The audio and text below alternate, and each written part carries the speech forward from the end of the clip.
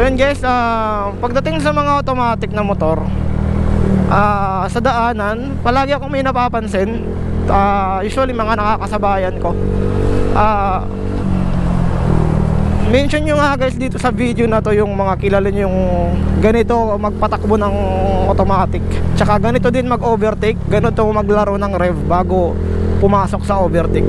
Yung ganito, for example, nandito yung gaganituhin na nila, diba? Yung ganon, marami akong napapansin ganon. Marami akong napapansin ganun maglaro ng rev nila. For example, may mga sasakyan dito. For example, itong sidecar na to, malayo pa lang, yung kamay nila nakaganon na bago sila umovertake.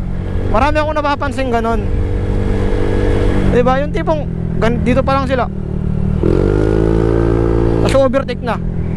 Yung ganun, medyo delikado yun pag ganun yung attitude mo pagdating sa pag-rev ng automatic mo, diba? Delikado yun guys, kasi for example, nakabelo na yung motor mo, ni-rev mo na, ginanon mo na, tapos biglang gaganon, pipreno ka kagad ng biglaan. So medyo delikado yun. Yung sa akin ganito, for example, ito si kuya, bike lang, bombahan mo lang ng ganyan, tapos pag minor mo, yung ibig kong sabihin, pag nakalugar na yung motor mo, doon mo na birahin. Hindi yung malayo pa lang, yung papasok ka pa lang sa overtake, gaganunin mo na, ekes yun, diba?